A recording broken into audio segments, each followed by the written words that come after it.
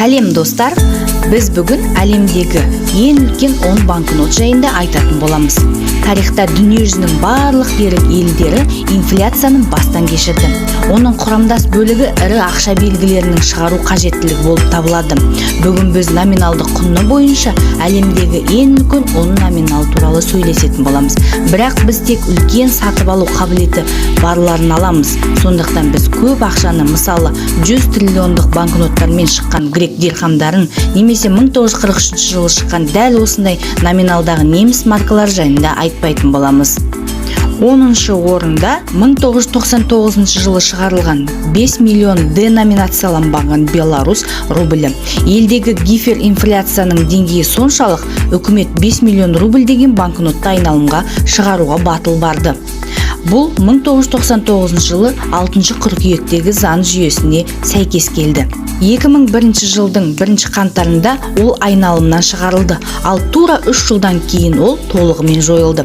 Қазір 5 миллион рубльдік банкнот тек коллекционерлерді ғана қызықтырады. 9-шы орында 1922 жылғы 25 червонец. Ресей компартиясының 1922 жылғы көктемдегі съезінде жаңа валюта жасау туралы шешім қабылданды.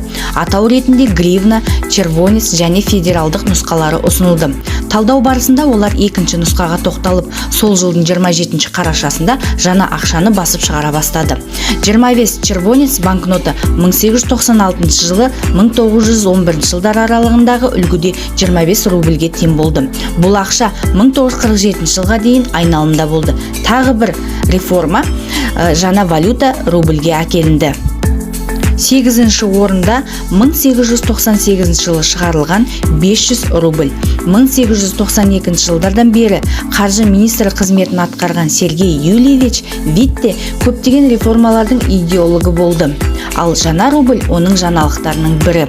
Бірінші Петр бейнеленген банкнот 1913 жылға дейін шығарылды.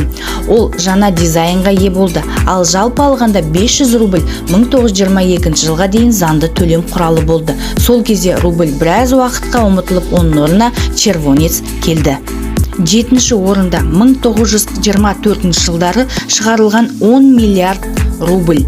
1924 жылы бүкіл КСРО-да ақша реформасы қызып тұрған кезде Закавказияда Кеңес социалистік республикалар федерациясы өз қызметін тоқтатты. Және оның орнына Закавказия кеңестік федеративтік социалистік республикалар құрылды. Ақша реформасы мұнда кейінірек келді, сондықтан жергілікті билік өз ақшасын номиналын көбейтуге мәжбүр болды. Тіпті 75-500 миллион рубльдік банкноттар басып шығарылды. 6-шы орында ақш-тың 100 мың доллары. Қазір 100 ақш доллары ең үлкен номинал болып табылады, бірақ ол әрқашан солай болған жоқ. 1945 жылға дейін әлде қайда үлкен номиналды банкноттар шығарылды. 500, 1000, 10 мың, тіпті 100 мың долларлар. Олар 60 жылдарға дейін айналымнан шығарыла бастады. Бірақ олар ресми түрде жарамсыз деп саналмайды. Бұл 2020 жылы мысалы банкте 10 мың долларлық вексельді айырбастауға болады дегенді білдіреді. Олар 1934 жылы 3 апта ғана басылды. 42 мың банкнот шығарылған. Олар тоқтатылғаннан кейін көп ұзамай Вудро Вильсонның барлық жазбалары жойылды. 5-ші орында 1 миллион фунт стерлинг. Миллион фунт стерлинг банкнотасы бұл Марк Твеннің қысқаша әңгімесі және оны 1954 жылғы теңдесі жоқ Григорий Пек ойнаған фильмге бейімделуі. Және бұл да 1948 жылы 9 дана көлемінде шығарылған өте шынайы банкнот. Бүгінгі күнге дейін тек 2 банкнот сақталған деп есептелінеді.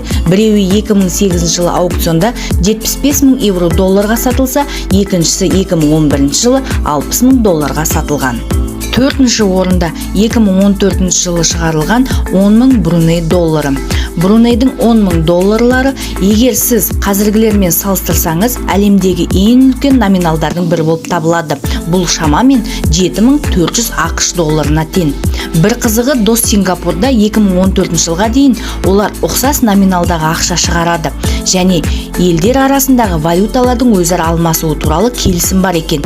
Ескере отырып, оларды екі мемлекетте де төлеуге болады. Үшінші орында 500 мыңдық тайландтық бат. 2000 жылы Таиландтың ұлттық банкі номиналды құны 500 мың бат болатын 1998 жылғы купюраны шығарды.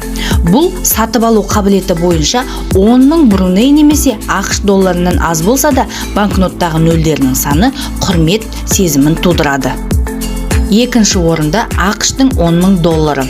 100 мың доллар сияқты 10 мың ақш долларын құрайтын вексель 1934 жылы шығарылды.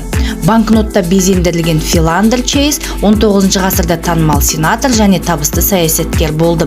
Қазір оның есімі ұмытылған, бірақ американдықтар валютаның жасыл түсі үшін рахмет айту керек. Бірінші орында 1946 жылы шығарылған 1 миллиард пюнге.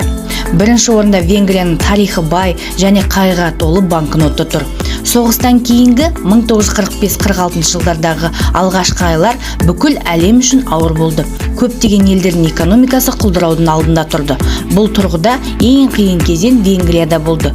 Онда жергілікті пюнге валютасы 1 доллар үшін 130 мыңға жуық құнсызданды.